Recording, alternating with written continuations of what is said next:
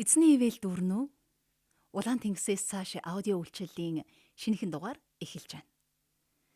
Хорвоо дээр хичнээн өнгө байдаггүй. Ингэж асуувал хүн хинчгэл гисэн өдөөшөө тэнгэр рүү харснаа хөх цэнхэргээд доошоо газрыг хараад зүлэг ногоон гандам шаргалгээд түмэн зүйлийн өнгө бодгийг нэрлэх баг. Эвэлт нарны цэцэрэг нь алт шиг шар үлээгээд л уянгалуулан хилж гарах баг та. Харин амьдрал тохиолдох өдөр хоногуд уулзан учрах хүмүүсийг л бид хар цагаан гэж хоёрхон өнгөнд хуваадаг нь жаахан тиймэрхүү. Гэтэл гүн ухааны гэгдэх номлогчийн үгс номд ингэж бичсэн байдаг. Азтай өдрүүддээ жаргалтай бай. Харин бүтлгүй өдрүүддээ сэтгэн бод. Аль алийг нь бурхан бий болгосон тул алс хожим юу болохыг хүн эс мэднэ гэж. Азтай өдрүүдээс бүтлгүй өдрүүд хүртэл хичнээн олон янзын өдөр хоногийг өнгөрүүлдэг үлээд. Гэтэл хүмүүс бид зөвхөн амьдралын өдөр хоногудаа нэг бол ад жаргалтай байна. Үгүй бол гунигтэй бүтэл муутайхан байна гэд ойлгочдөг нь жаахан өрөөсгөл юм. Энэ бол улаан тэнгисээс цааш аудио үйлчлэл. Тэгэхээр бидний амьдрал хаашаа яаж ч урсаж чиглэсэн бай. Бидэнд хандсан бурханы үг байдаг нь юутэй ивэл ирүүлвэ. Яг л ертөнд түмэн зүйлийн өнгө будгаас бүрдсэн шиг бидний сэтгэлийн орон зайд таарч тохирч эвлэрүүлэгдэн угсрах бурханы үгийг талархал дүүрэн сэтгэлээр хамтдаа хүлээн аван сонсцгоё. Та Библийг дэлгээд нүд дагуулan харахаас гадна мөн чанга дугаар хамтдаа уншсан ч болно.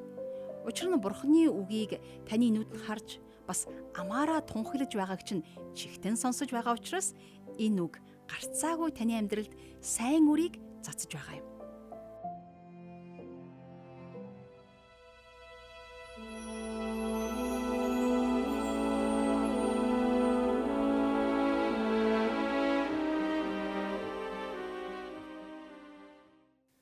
Дуулал 73 дугаар бүлэг. Бурхан Израильд үнэхээр сайн. Зүрх цэвэр хүнд бас сайн. Харин би хүл алдах шахав. Алхам минь халтрах дөхөв. Учир нь гин буруутны амжилтыг хараад сайрхагчд би атаархсан юм. Тэд үхэх цагтаа зүдүүргүй агаад биеийн тарган цатгалан. Тэд бусад хүмүүс шиг зовлонгүй. Хүн төрлөختөн шигч гай гамшиггүй. Тиймээс бардамлан тэдний хүзүүний зүйлт болж хүчирхийллийн хувцас тэднийг нөмөрдөг. Таргалснаас болж нүдэн бүлтэрч тэдний зүрх нүглээр урсдаг. Илэглэж дарангуйлал муу гүгүүлэлцэж ихэмсгээр бас ярьцгаана. Аман тэнгэрсийг эсэргүүцнэ. Хилэн газар дэлхийгээр хисүүчлэн. Тиймээс түүний хүмүүс эргэн ирж тэдний бэлхам их усыг уув. Тэд бурхан яаж мэддэг юм бэ? Хамгийн дээд нэгэнд мэдлэг байдаг уу гэцгэн. Харагтун эдгээр нь гимт хорон хүмүүс юм. Үргэлж тэд санаа амар байж эд хөрөнгөө арвижуулдаг. Гэтэл үнэндээ би зүрхээ димийл гимгүү цэвэр байлгаж гараа гимгүү байдал дотор димийл угаалаа. Өдөржин би сахилгажуулагдаж өглөө бүр гисгээл хүртэж байна. Хэрвээ би ингэж ярина гэсэн бол харагтун би таны хүүхдүүдийн үе удмаас урах байсан. Үүнийг ойлгохоор бодох үед минь надад маш хэцүү байлаа. Бурхны ариун газарт орох хүртэл минь энэ бүхэн үргэлжиллээ. Тэгээд л би тэдний эцсийг ухаарсан юм. Үнэндээ та тэднийг халтргаатай газар байлгаж мүхэл рүү тэднийг хайжээ. Хоромхон зур тэд сүрчээ. Гинтийн аимшгаар бүр мөсөн сүйтгэгдэжээ. Зүуднээс сэрх мэт эзэн та босоод тэдний дүр төрхийг нь чүлээ ошоожээ. Зүрх минь гашуудан дотроо би цоо хатгагдах үедээ би тэнэг ухвар мөчөд байж таны өмнө би адгуу садил байжээ. Гэсэн ч би үргэлж тантай хамт. Та баруун гараас минь барьдаг. Та намайг зөвлгөөгөөрөө удирдах. Хожим намайг сүр жавхланд ухтан авна. Тэнгэрт танаас гадна хэн надад байгаа вэ? Танаас өөр юу ч газар дээр би үл хүснэ. Би махбод хийгээд зүрх минь бүтлгүүтэж болох хэдий ч Бурхан мөнхөд зүрхний минь хад хувь ноогдол минь юм. Учир нь харагтун танаас хол байгчт нь сүнэх болно. Танд итгэлгүй бүгдийг та устгасан билээ. Харин Бурханд ойр байх нь надад сайн. Таны бүх үйлсийг тунхаглахын тулд би эзэн Бурхныг хорогдох газраа болгосон. Дуулал 74-р бүлэг. Бурхан, яагаад та үүрд орхисон бэ? Яагаад таны уур бэлчээрийнхээ хонин сүргийн эсрэг уугна вэ? Эрт үеэс арилжин авч өвийнхөө овог болгохоор золсон хотол түмнээ бас оршин суусан газраа энэ Сион уулыгч та санаач. Алхаага үрдийн балгас руу чиглүүлээч. Ариун газрын доторх бүхнийг өстнүүд боснуулсан байна. Өстнүүд тань уулзалтын майханд хүрхэрч өөрсдийнхөө тугийг тэд тэмдэг болгон босгожээ. Энэ нь хэн нэгэн хүн ой модонд сүхээ өргөсөн юм шиг харагдаж байна. Түүн дээрх бүх сэлбэрийг тэд сүх лантуугаар хэмхэлж байна. Таны ариун газарт гал тавьж нэртэй оршдог газрыг бузралжээ. Тэднийг бүрэн устгацгаая гэж тэд зүрхэндээ хэлж байна. Нутаг даяар Бурхны уулзалтын майхныг бүгдийг нь тэд шатаажээ. Манай тэмдгүүд харагдахгүй байна.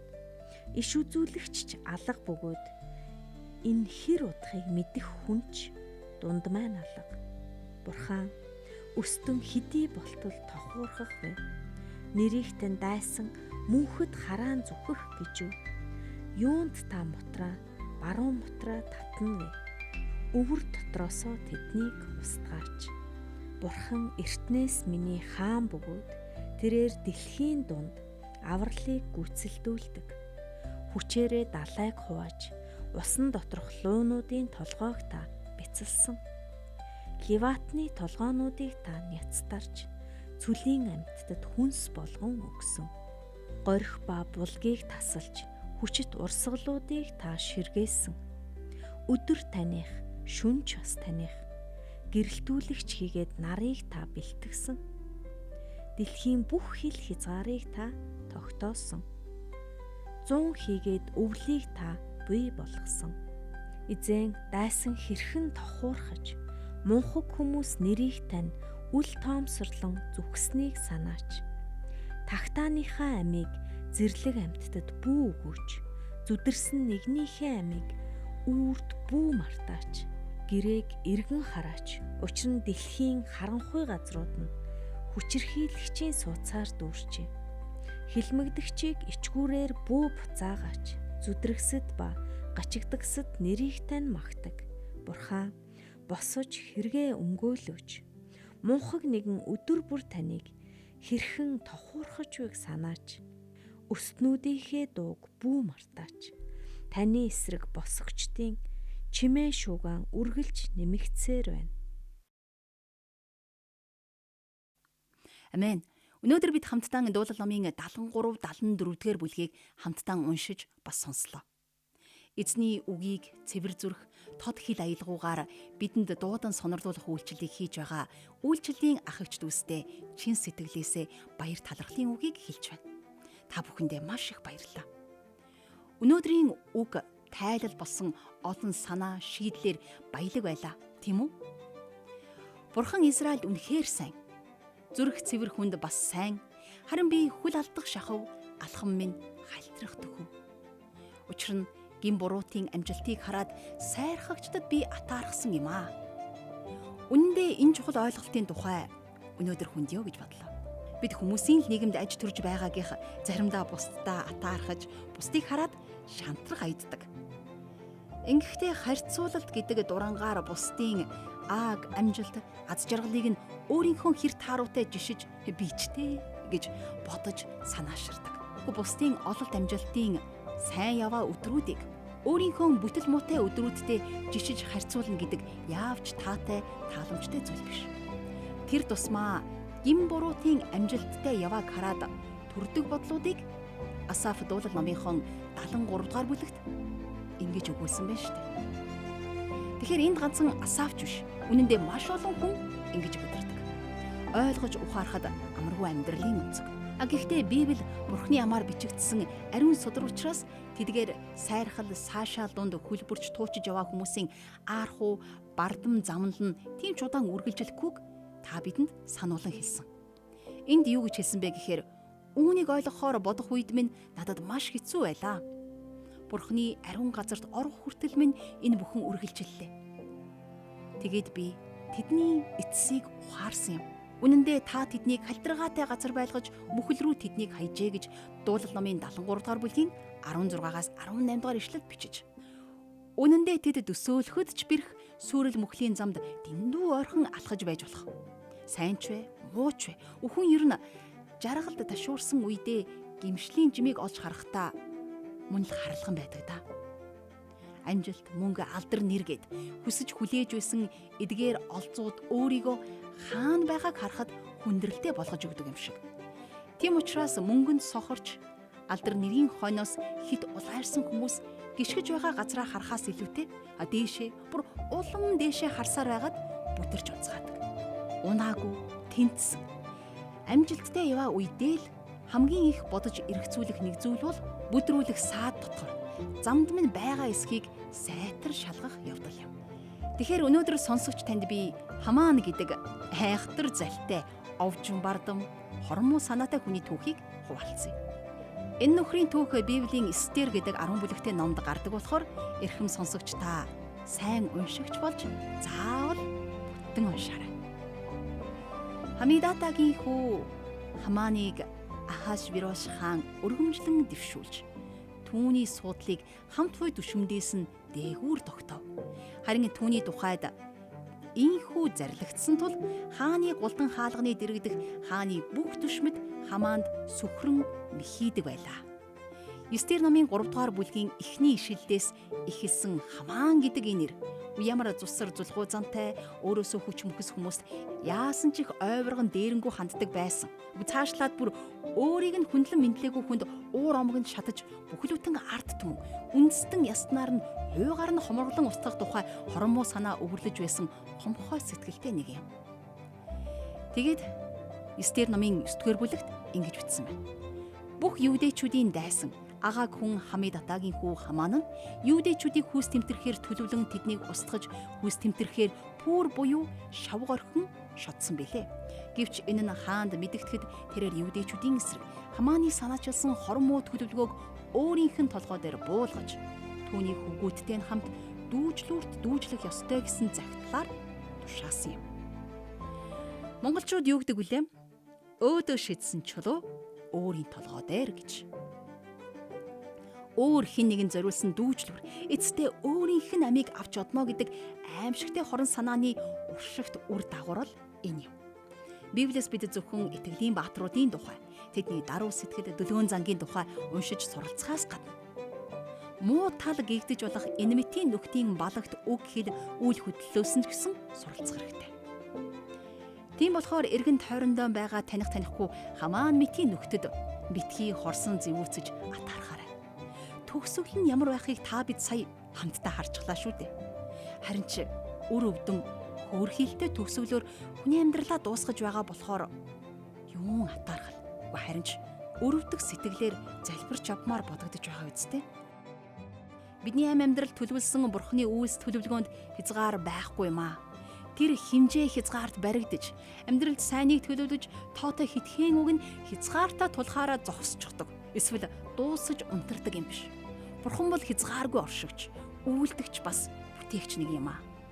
Харин бид бүхий л зүйлсийг суралцаж, сургагданаа гэсэн тийм л даруй сэтгэлээр альваад хандсаар байх юм бол энэ л суралцгын дадал хандлага гээхгүй байх юм бол Бурхны мэрэгэн ухаан түүний хараа мэлмийгээр орчлон харах болно.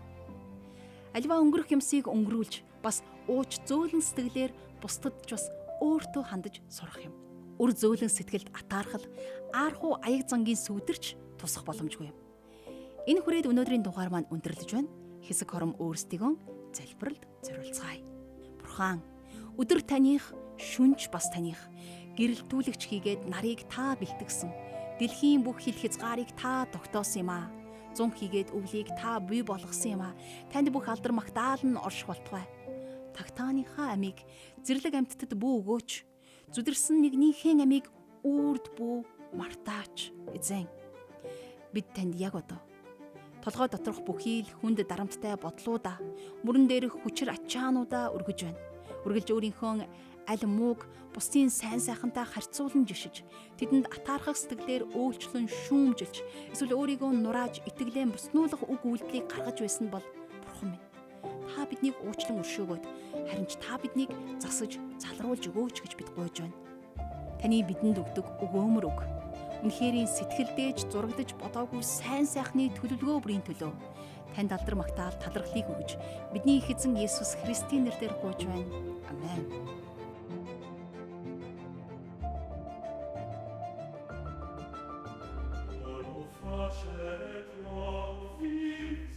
Улаан тэнгисийг гатлахаас өмнө Израильчууд Бурхантай анхлан танилцсан бол тэнгисийн цаад эрэгт тэд хүл тавиад Бурхантайгаа ойртон нөхөрлөж итгэлээр амьдрах шин замнлаа эхлүүлсэн. Улаан тэнгисээс цааш итгэлээ ганц үгээр бус амьдралаараа гэрчлэе.